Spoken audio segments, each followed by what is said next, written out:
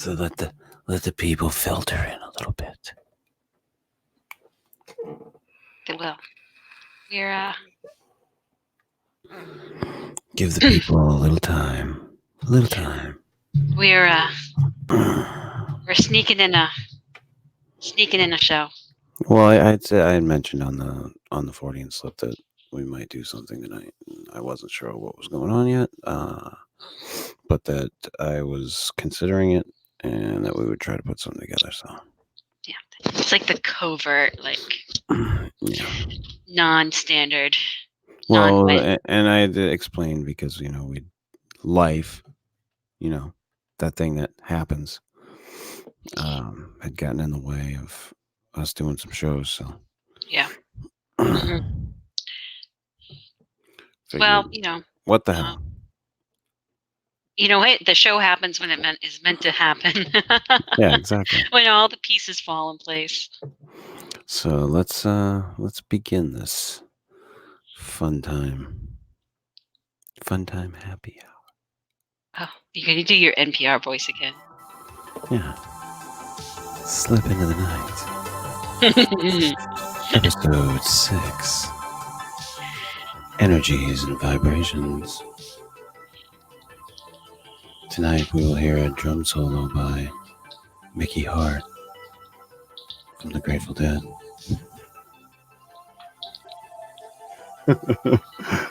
Every time I hear this music, that's all I can think of is Musical Stars Dreams. And I think that one of the episodes that I downloaded, like Mickey Hart had just released this whole album that they were showcasing. Oh God, I miss my Musical Stars Dreams days. Those were the days. Staying up late on Sunday nights so I could listen to funky music that I couldn't find anywhere else. And then the big CD stores happened. Then you could find anything. I think it was Borders Books and Music that came in here. Yeah. Excuse me. Into South Portland, and you could find anything. But before then, I'd go to like the they would have these little new agey stores in the mall that you could find that type of music at, like your Yanni's and your Lorena McKennitt, Enya, and then all your funky stuff like your Ocean Sounds and the Sounds of the Rainforest. I remember buying like a whole CD set of like the sounds of the rainforest, the sounds of rain, thunderstorms, the ocean. Oh, I love the thunderstorms. A babbling creek. And I would sit and listen to that shit. Just to, and I mean, listen, I'm a big proponent of going outside and actually experiencing nature. I've done a shit ton of hiking in my life, as you have. Yeah. And I like spending time outside. But there are times when you're inside and you want to have that atmosphere, and those things can be good for that. And it's very applicable to our topic because music is one of those tools that you can use to kind of shift your energy. If you're feeling a little down, I put some upbeat, whatever you like dance music or very energetic music, or if you're feeling a little low and you want to kind of bring yourself back up. Either bring yourself back up, but sometimes when you feel down, you just want to listen to the sad music and just. Oh yeah, sometimes you delve deep into those emotions. It's not always that you're trying to escape them. Sometimes you're just trying to work through them. Right, and there's some angry music out there, and so it's kind of like that energy of the music can kind of either help tune you into what you're feeling, or it can help you shift what you're feeling. Right. And there are many different practices out there that focus on these things, on energies, and changing your energies, and tuning yourself to different vibrational energies. I know that there was a group, I think it was the Rosicrucians, I think I'm correct on that one, that did a lot of work with vibrational energy. Um, and most any of the types of practices, of any type of ritual practices, there's some type of intonement. There's some speaking that you're using vibrational energies when you're doing these things. So it's all applicable in this sense. Hmm. But Yeah, well, they have what's called the solfeggio tones. I'm probably not saying that right, but they are like sounds at specific frequencies that are supposed to um, kind of evoke certain emotions. Um, and they use that in either relaxation or kind of like using them to rewire your brain, or also if you're into that kind of thing, that these different tones could work on the energy fields of your body in different way.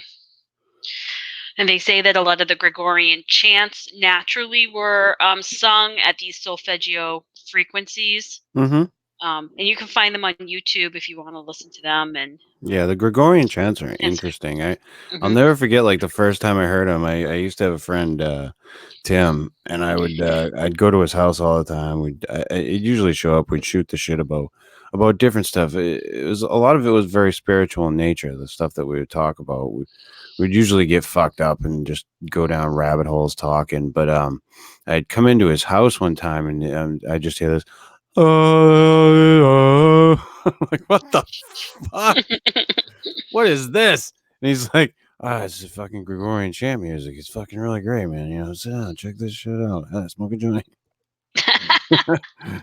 So I'm just like, all right, fucking kick back at the fucking kitchen table, and we fucking, hmm listening to freaking Gregorian chants. And hmm some of the stuff that he would introduce me to over there, that hmm fucking, the music selections was fucking crazy. But that was one of those days where I was just hmm like, what in the hell is this? But I know exactly what you're talking about. Yeah. These and you can feel it sometimes. Well, yeah, especially with like the drumming tracks. Mm-hmm. The drumming tracks can really either put you in a different like emotional place or really kind of put your brain in a different Well, and with drumming too, there's an instinctual thing in human beings. When we hear aggressive drum beats, like the sounds of hoofs on the ground, mhm, um, it makes us, it wakes us up. It makes us active because we used to follow the herds of animals. And when we would hear the pounding of the hoofs on the ground, that would mean you got to get the fuck up and move so that you can get some food so you can eat. well, that, and I was also thinking that it's, when you're in the womb, you are exposed to your mother's heartbeat, and it's probably amplified through the amniotic fluid, Mm-hmm. so that it is very also not just that kind of triggering the primal urge to hunt, because the herd for those hunter gatherer instincts of ours, but also kind of a relaxation um, mechanism, because a lot of the drumming that I listen to isn't like, it is geared to like relax you and to get your brain waves in a kind of Oh yeah, the I'm theta talking. I'm brainwave. talking about those real aggressive Yeah. drum beats. Those Hmm. and I think you know what I'm talking about. Yep. Um, they get you moving. Yep. And I know Joe Rogan's talked about it before, the fact that this is an instinctual thing in human beings. And that's Hmm. why, like, a lot of people will set their alarm clocks to these like heavy drum beats, Hmm. Yep. to get them awake in the morning, because it just, boom, boom, boom, it gets them going. Hmm. Yeah. Hey, Erica, how are you? Hi, Erica. But Yeah, so yeah. certainly sound vibration is one of those tools of changing your own energy, of shifting energy. That's really easy to play with, and may have been used like since the ancient times. And I think I was reading something that one theory about the Stonehenges is that they were sound amplifiers, Hmm. and that they may have had like tribal things going on, ceremonies, drumming in these stone circles, and the drumming vibrations are bouncing off the um the megaliths and kind of making a stereo experience for anyone in the stone circle. Hmm. Well, I think a lot of this stuff is it's about like attuning yourself to these different energies so that you get the benefits of those those energies. You know what I mean? Like trying to attune your own body to those energy signatures. Well, right. I think like basically everything is can be broken down to energy or particles of energy, Hmm. but we don't. And I think that kind of ties into the kind of the metaphysical thought from Hermes Trismegistus is as within, so without, from the Emerald Tablets, which is speaking about energy. The energy that we have within us is the same energy that's outside of us. However, at a certain point, we kind of want to shift that, and sometimes we want specific things or we want to feel specific things. So, how do we shift that energy or tune into certain energies? Like maybe we've talked about it in the show before, that energy of like magnetism and bringing lucky things into our life. Hmm. You're talking about the law of attraction, I right? think touching on, I think that the law of attraction is that part of that magnetism of how we, you know, there's a lot of How that we kind of bring in thing how we bring how we things bring to things, us. how we Well, manifest there's things, and there's a book which I've given to you, which you read, which is Illusions by Richard Bach, and mhm, in that book, I've taken so many little nuggets of wisdom out of that book over mhm, the course of my life. And it it talks about all these different things. There isn't a problem in the world without a gift in its hands for you. You choose to have mhm, problems because you need their gifts. you mhm. know all these different things that are right on the same type of wavelength. And the vibrational energy and utilizing vibrational energy is, if you're if you're using any of these types of systems, it's key, because everything's about, you're speaking things, you're saying things, you're intoning things, you know and that's all about, bringing yourself into harmony with something. Like I said, trying to tune yourself into that energy. And it's all about that. It's about, you know, like when you're like, if you're a witch or you're into Wicca, or you're casting some type of spell, you're using these little things. You got to get this certain item or symbol, and you say these certain words. You're getting yourself into that mindset, into that, you're tuning yourself into that vibration. Right. So I And see it as using your thought to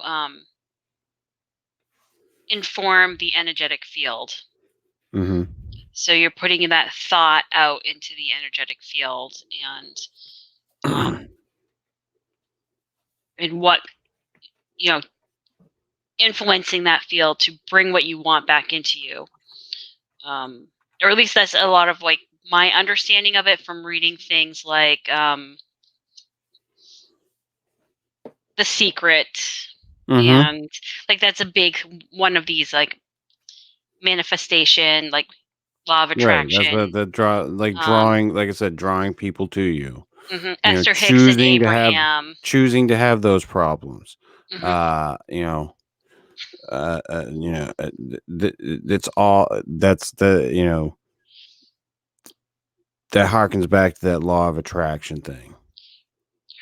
Right, right. So that it is like what you're thinking about, and you're just bringing more of that into your life. So, like the Esther Hicks and Abraham teachings, which I'm not sure I fully subscribe to, but for the purpose of the show, we're talking about is, if if you're thinking about good things, you will attract the good things into your life. And you're thinking about not so good things, or you're in a fear-based place, you're going to bring more of those types of things Mm-hmm. into your life. And that is the idea of the energies, that the different emotions have different like vibrational levels. So that if Well, you're in a more angry place, you're going to bring more angry into your and life. if you're more optimistic, you see things more as opportunity.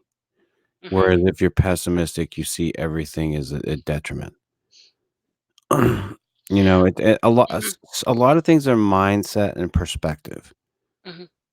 Where and putting yourself into those mindsets and perspectives. And if you can change that, Hmm. and if you can change that using this type of vibrational energy or using the types of symbols that create that for you, Hmm. and I think that's what these systems can do with that in that way. I think that's how Hmm. they work, is Hmm. through these energies. Hmm. So like when okay, so for instance, if I'm doing like daily rituals, and I'm just these normal things, Hmm. um you wind up, I just got totally thrown off by fucking Steve Alcorn in the chat. Steve Alcorn joined our chat. Oh my! I can't see Uh, the chat tonight, guys. I'm having a So serious discussion, and fucking dickhead. Um, he totally trolled our show. I'm totally So fucking. you're gonna throw it up now because I He, can't see it. he totally threw me off my fucking game. Yeah. We are gonna have a. We talked about having some vibrator jokes. So. Yeah.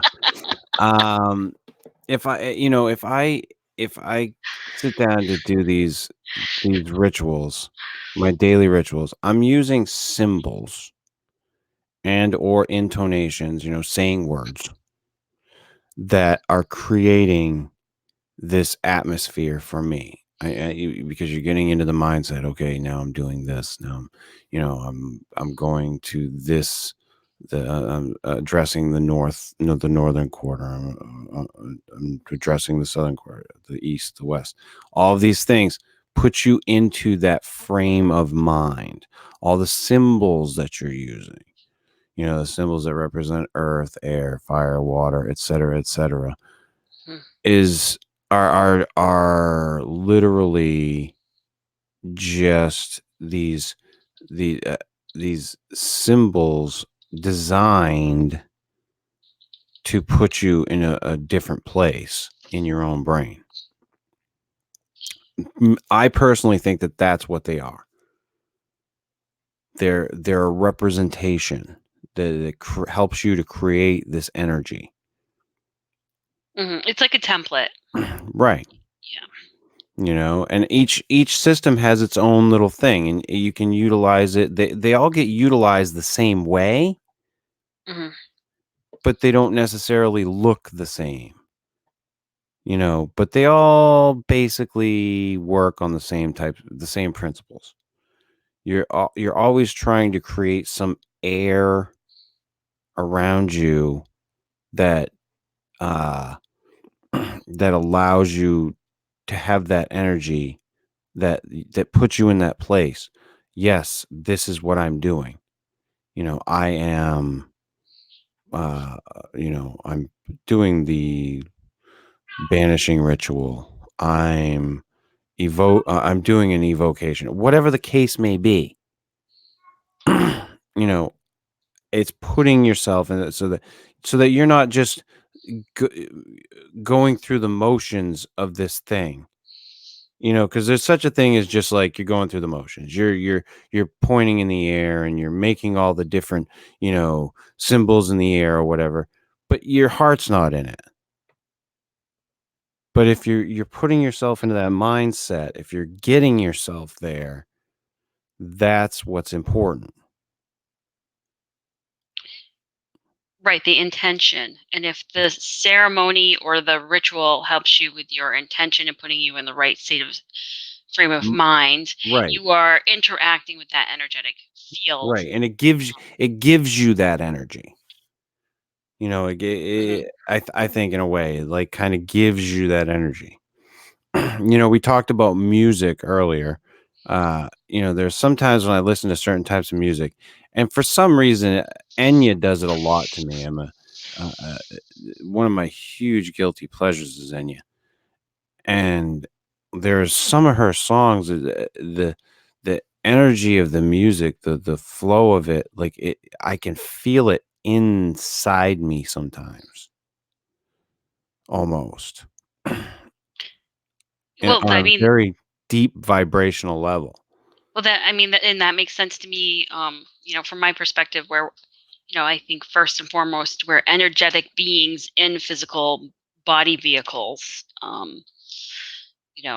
so that sometimes the energy of the music or the sound or the energy of an experience touches us beyond that physical um, place, or it touches us both in our physical energy levels and on there's the energy level to emotion.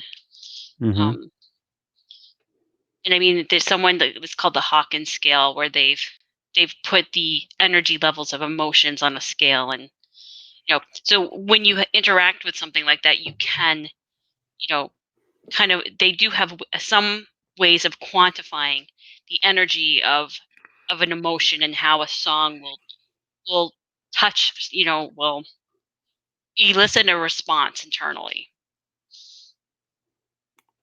mhm, um I mean, if you want to get in more into like the metaphysical part of it, you could talk about how, the ancients, or especially in like some of the like the yoga traditions, are talking about the energy field itself, with it being a torus field around the body, and that is a part of the aura, and then you have the different levels of the aura and being generated from the chakra system, and each of mhm, those chakras is both associated with an organ system in the body, but also with certain energy levels. mhm. Yeah, there's different, rituals that I had, uh, gone over when I was, into my practicing, that you would circulate your body's energy through your aura, down through your chakras or up through your chakras. I can't remember which way it was that it was supposed to go. I'd have to look it up, like the direction that you would go with the energies, how you would do it, but you would flow it like around you. Hmm. Um, in a way to build that energy field around you.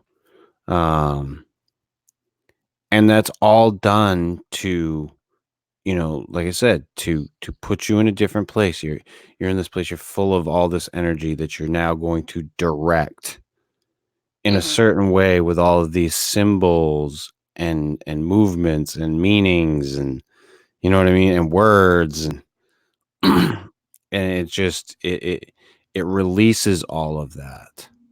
That's the whole idea, that you're building all of this energy to release it out, Hmm. and that that goes back to that thing that you're talking about. Excuse me, with the secret, or what you're calling out, you're sending out this energy to attract back what it is that you're trying to accomplish, whatever the case may be. Hmm. Yeah.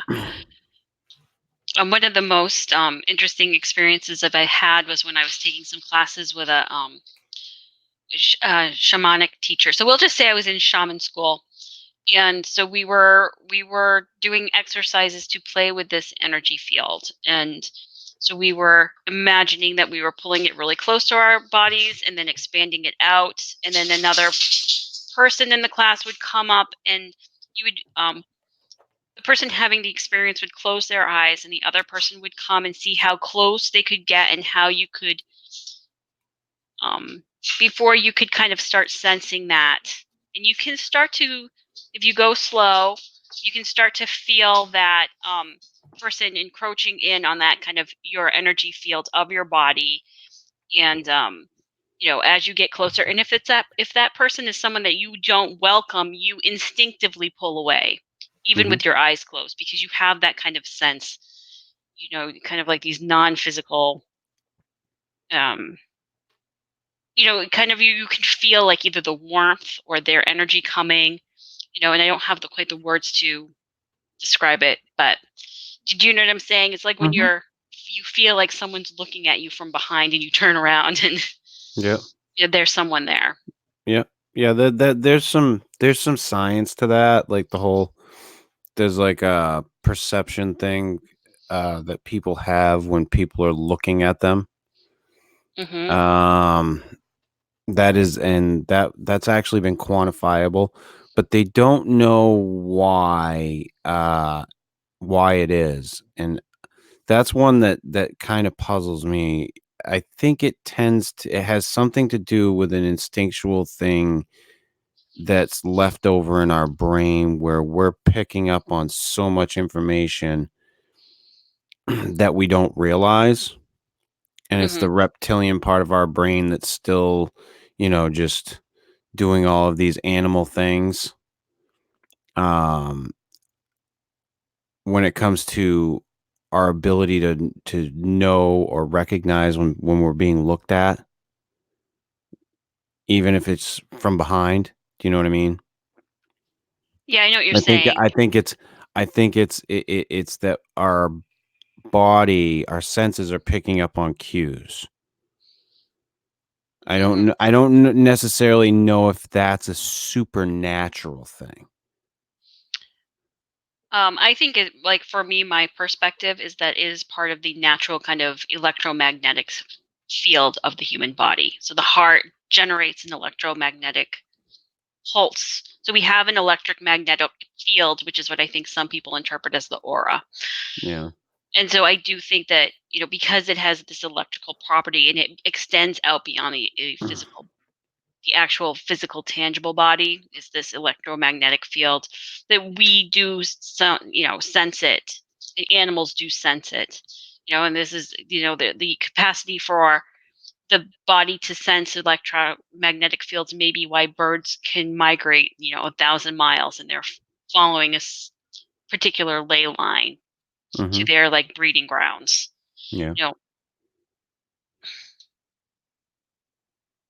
which is part of this property of you know the energy of magnetics, with the Right. earth being a magnetic orb with a magnetosphere and different layers Yeah. of the earth itself, which we interact with in an electromagnetic wave, and then the greater electromagnetics of the solar system, like how the plasma field works. Right. And I think that in some ways we can be open to those energies on the planet. Hmm. I don't know to how much of a degree we can, manipulate or, work with that outside of ourselves, if you get what I'm saying. Right. Well, it kind of goes on to the idea of what we've kind of touched on different shows of telepathy and telekinesis, right? So telekinesis might be like how much of our thought able to move objects out, without moving our body, Right. using this kind of electromagnetic field, or some other kind of energetic wave that's been projected from our mind. And telepathy is, from my point of view, is how we would have kind of thought to thought conversation between two sentient beings um, through this unified electromagnetic field. Yeah. And I mean, that's a viable, you know, process to think that it could happen, I guess. I don't know. We don't have any way to You don't have any definitively way to test it. research it, test it.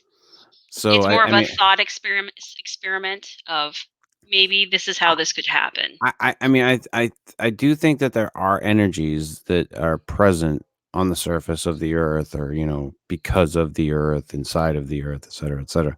And I think that to some degree we can manipulate and direct and use those energies. But like I said, as far as outside of ourselves, I don't know. For ourselves, like to direct it inward, to utilize it, that I think is where it's important, like to uh going back to the whole ritual process, this building of energy and releasing of energy, and creating this symbolic thing for whatever you're doing, whatever the ritual or thing or case may be, prayer, you create this thing, that you have intention for, and then you release it.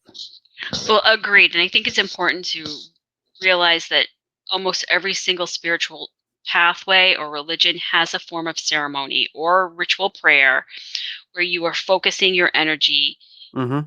with an outcome in Right. mind. Whether you're going to the little white church and you're going to pray for someone's health, or that you're going to pray that you get that next job promotion, or you're going to be at a more a shamanic ceremony or a Wiccan ceremony, um, and do something else, but to some kind of an end. That these are all um, getting into a specific framework to manifest a desire that you want. Yeah.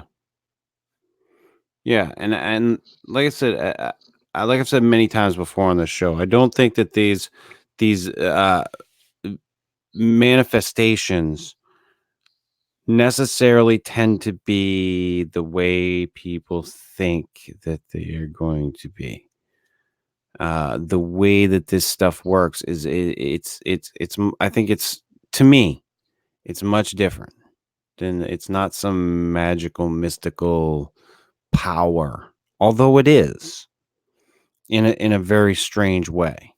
It's an understanding, um, and I think you can do a lot with it for yourself. You can make amazing changes. You can do amazing things for yourself if you really want to direct the energies and do the work. It's because in a lot of ways, like if you get into these systems and you really put yourself into them, it's sort of like it's akin. I kind of ascribe it akin to like a Tony Robbins seminar. You know what I mean? You go to a Tony Mhm. Robbins seminar. I've never been to one, but I've like watched documentaries and shit. Mhm. These people go to these Tony Robbins seminars, and like he yells "fuck" at them and shit, and Mhm. they gets them all pumped up, and they're full of all this energy, Mhm. and they're all fucking excited, and they want to fucking I want to do something. I've got all this energy, I've got all this intention and all this power. Mhm. That's what I ascribe it to. Uh, it's a lot like that. You build yourself up in your own mind. You Mhm. create all this intention. You build all this ceremony, and then Mhm. you're releasing it. You're Mhm. sending it out. Right. Um. But So. I think sometimes what happens is that we, although try to control the outcome, and I can think of a specific example in my own life where I needed a new car. I had this very specific idea of what I wanted, and I kept trying to get to that end point. You know, I really want a Jeep. I think I should have a Jeep.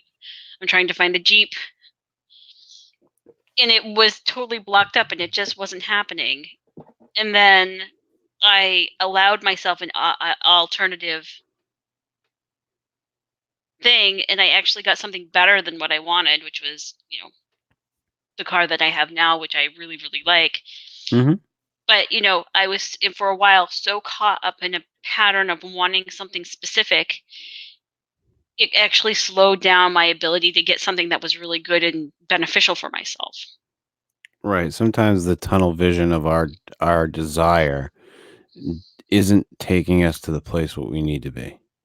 Right. So ultimately, I needed a car that ran and was very reliable and good in the snow. And I just thought it was option A.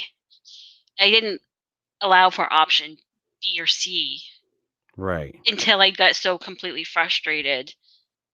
And then once I kind of got through that frustrated and threw up my arms and said, okay, then I had this opportunity to get this other car that actually ended up being much better for me. Um,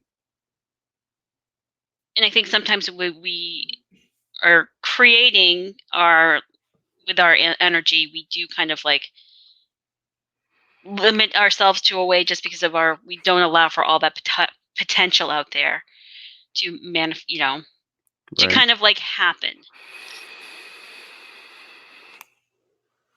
No, I agree. And I think that sometimes, like I said before, I think sometimes we get too much tunnel vision. Like, Mhm. this is my desire. This is Mhm. my intention. This has Mhm. to be it. This is Mhm. what I need to do. And we get too caught up in that. Yeah. I can remember being young and my thought process for the whole thing was, this is power, Mhm. and then I was like, but I was also fascinated by like the knowledge aspect of it. Mhm. Um, and as I came to understand it, it just was so different than what I had conceived in the beginning. Well, the idea of what I had conceived, this directing of energy that I was doing and what my purpose was with it was it was foolish. It was stupid. Mhm. And in retrospect now, I look back on it and go, "Oh, you're just a fucking dumb kid at the time." You know, you Mhm. didn't you didn't understand that that's what it was, you know? Um, but now that's the way that I see it. I mean, unless something comes along that changes my perception of it, but I, I see it as, a way that these systems are a way to direct these energies. And vibrations are a big part of that. Mhm. 'Cause like I said, in every single one, you're always like speaking or saying certain words or like I said, intoning, not necessarily frequencies, but you're saying a certain series of words over and over, or phrases, or whatever the case may be. So the vibrational part of it takes I think takes a very big role. Mhm. Because Well, you're trying to recreate those sounds. and I think that the place that you're coming from or the state of mind that you're in when you create affects the outcome. So if you are creating from a happy, joyful place, it will perhaps come from a little bit more easily. Or if you're in a more angry place, that will also kind of affect the outcome. And sometimes you are in the frustrated place and you just want things to get better, and you have to be in a place to envision what you want as your next step or even better. Hmm. And I've kind of gotten to the place, but personally, instead of trying to be in a place of trying to ask for specific things, I just try to be in a place of kind of like a happy love vibration, um, and just attract happy love things into my life and experience it, which is perhaps a little bit too. soft and fuzzy for others, but that's where I'm at. Yes. No, and I mean, hey, it's all about what I think it is. It's all about what you want. Well, today And I'm a happy Zimbabwean alien, so I'm doing a tribute to your earlier show. yeah, that was a long one. Um, and I think it's all about what you want, where you want to go and what you want to do, and it, it doesn't matter if that's what you want. You want that peace, love, and happiness stuff. That's that's great. And for whatever anybody else wants, that's fucking great. I think as long as I think it falls along those lines of, which a lot of the different traditions use, and it harm none, do as you will, or, you know, uh, there's all different tenets to that. Um, but Well, you I know, think I think I just think, you need to find a path that works for you. And that path may not necessarily be where someone else is, and oh, absolutely. don't think that you need to put yourself on their path because your path may be different. And don't think you need to join the flock.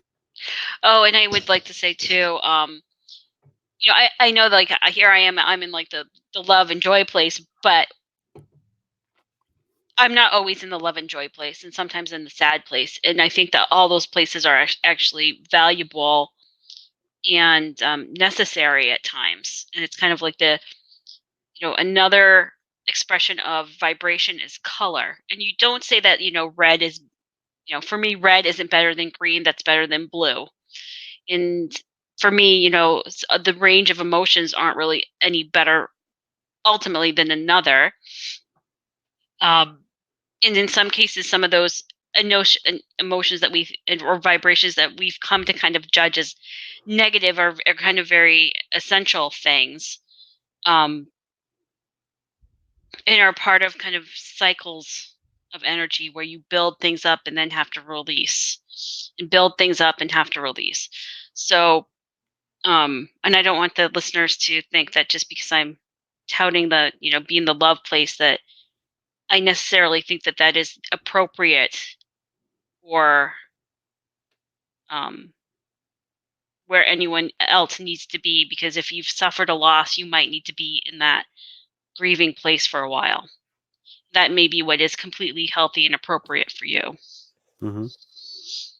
Yeah. Well, I mean, ultimately, I think everybody needs to be in like a love place, or, it's just that not everybody is ready to be in that type of a place. Not everybody's ready to be that person. And like I said, like I've said many times before on this show, what is true for me may not be true for you. There is what is true, and then there is truth. They're two far different things. And people need to understand that. And that's not to say that they're, oh well, what are you talking about, like fake news and shit? We disregarding facts now. No, no, no, no. What it means is that this may work for me, but it may not work for you, and vice versa. Just because something works for you does not mean that it will work for me or for anybody else. Because Yeah, I think the and system. you and I certainly don't always have the same systems that work for us. So No, no, and and e- everybody's unique. These systems are personal. We are individuals. We all experience this life subjectively, individually, apart from one another. We do not experience this life together. While we may physically experience this life together, we experience it alone. we'll always be experiencing it alone. Our version of our universe is through our eyes and our eyes alone. We cannot see it through anyone else's. We can have people present, but our vision is ours alone. And that's, it is what it is. Take it or leave it. Pretty much. Well, right, and even though I think that there's some merit to the idea of reincarnation, this exact lifetime is the only time you're living this lifetime here. Yeah. So you've got to really, be present in making the most of this lifetime.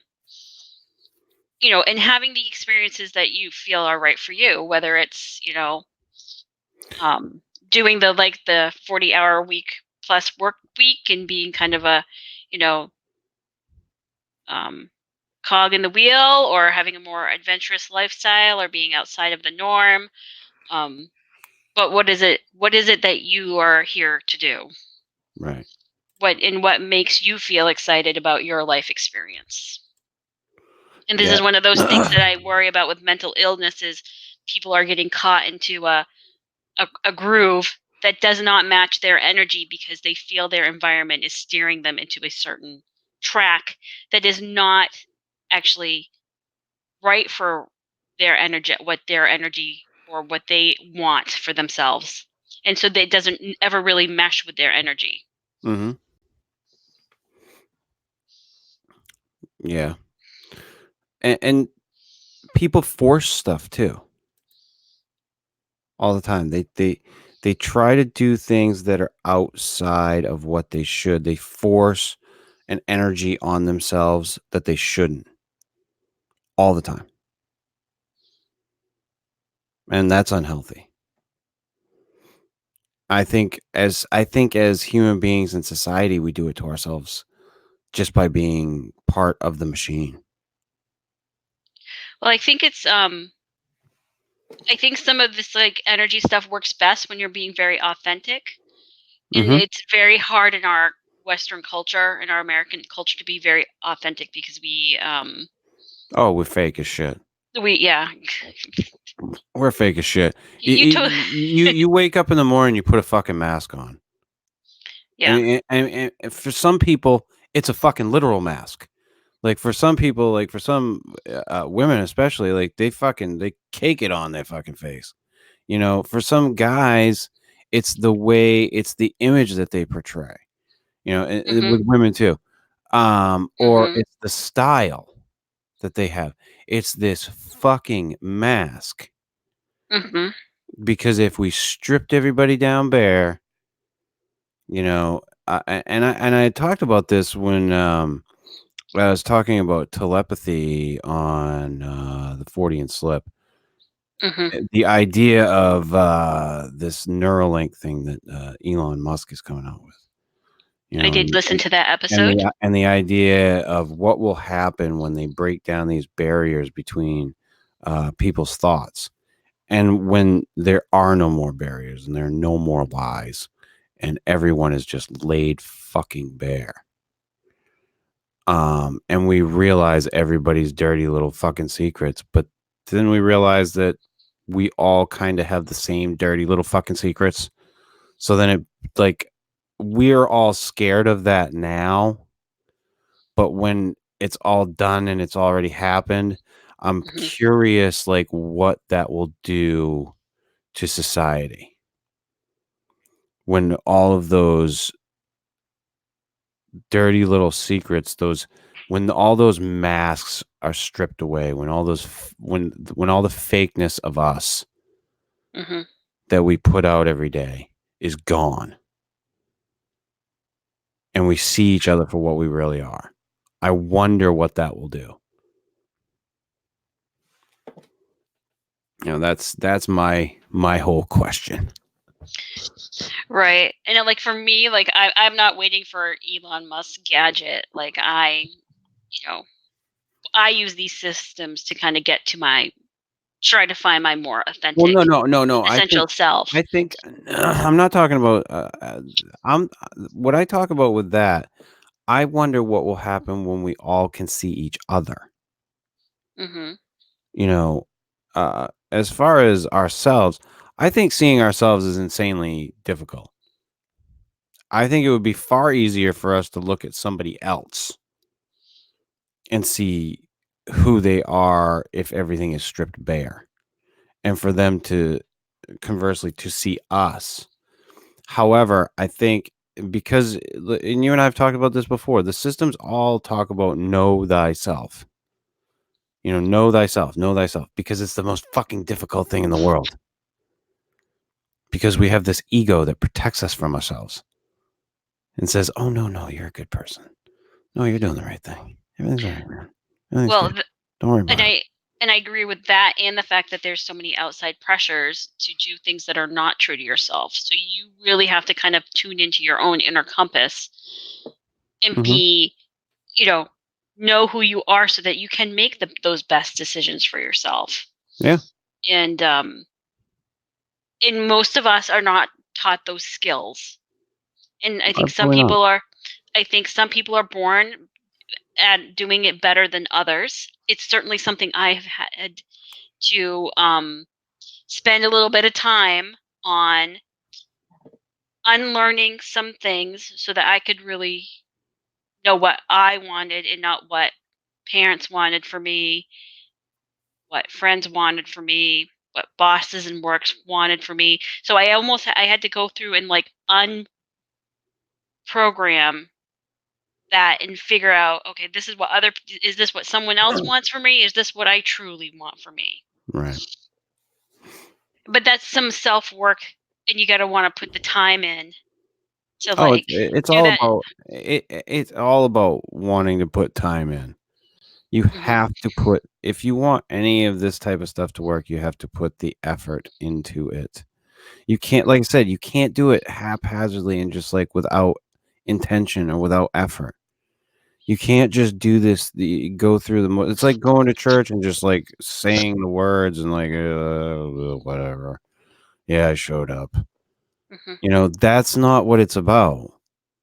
If you're gonna practice Wicca or be a practicing witch or a ritual, do ritual magic or be a druid, do those things. Do that. Be that. Don't do it just because it's cool or because it's you just like, oh yeah, I'll just go through that's not doing anything for you. That's not going to bring you anything. It's not going to bring you any insight. It's not going to help you. I don't know why the fuck you're doing it if that's the case. Excuse me. But if you want to do something with it, it can. I think that they all have a beneficial aspect if utilized properly. So, but on that note, Holly, it's been a long night for me. And I think this might have to be a two-part topic. You have more to say about this? Well, we talked about the fact that energies and vibrations the topic itself is pretty broad. It is pretty broad. So I was thinking maybe we should pick this back up on Wednesday. I That's am totally my fine thought. with that. And I then can see. I can think about some other aspects of this we can talk about, and I can look into some of the things that I was talking about earlier. But I was thinking that I might be a good idea. I know. We didn't even get a vibrator joke in there. Well, I can't always be on the ball. Like I said, long day. But on that note, ladies and gentlemen, this has been Slip Into the Night, episode 6, Energies and Vibrations. We will be back on Wednesday for your enjoyment to talk more about this subject. I hope you enjoyed tonight's not really bonus episode because we've Missed a couple. Hey, it's kind of a catch-up episode, right? The Yeah. double shot on the 40 and Slip channel tonight. Semi-secret show. For those of you out there who have been listening to the show, the podcast, downloading the podcast and listening to that, I appreciate it. The downloads have been great. And yes, we will be back on Wednesday with another topic. Well, with the same topic for you yet again. So until then, good night, everybody.